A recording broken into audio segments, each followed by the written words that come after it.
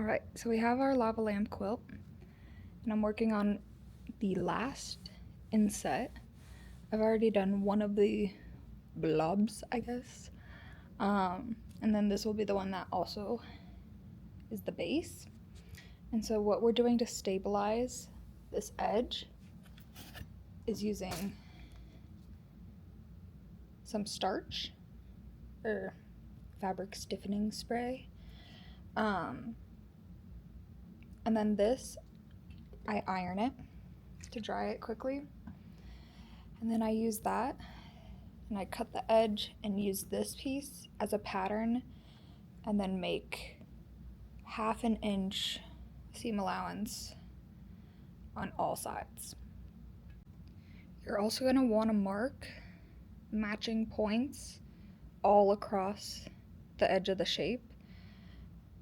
It's easiest to do this before you start cutting it. But if you forget to, you can line it up after and then mark it and then have that ready for making your pattern piece for the insert. Alright, so now that I have the original and my 1/2 inch seam allowance marked out, I'm gonna cut it out. And so this is the glow-in-the-dark thread. I ran out of fabric, and I had gotten it out of Joann's. Yeah. So now I've just laid out the background fabric, and I'm trying to kind of piece it together and see how wide I'm gonna be able to make it. Alright, so this is going to become one strip. Blah. This is already one, and then this is one big block. And then it's gonna be these 3 that get sewed together. I have been struggling trying to pick out a backing for this, so we're gonna have to see what the quilting stores kind of decide for us. I went to one today, didn't find any that I loved, and so I'm gonna go to another one tomorrow that should have a bigger selection. And hopefully we get one that matches this vibe. I just spent a couple hours crawling on the floor and getting these all rolled up so that I can prep them.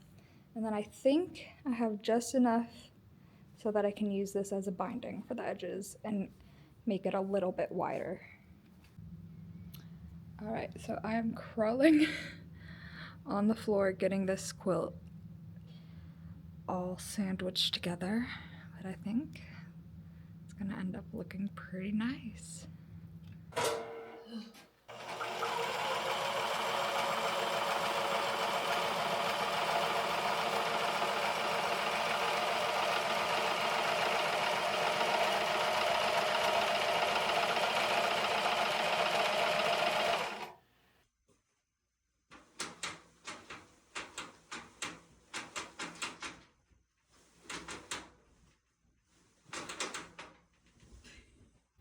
Okay, so I forgot I was making a video about this quilt because it's now August and I finished the quilt top in November, but we finally got it all quilted with the glow-in-the-dark thread, as you can see. Okay, well, maybe you can't see. She glows. She's too powerful for the camera. Hold on.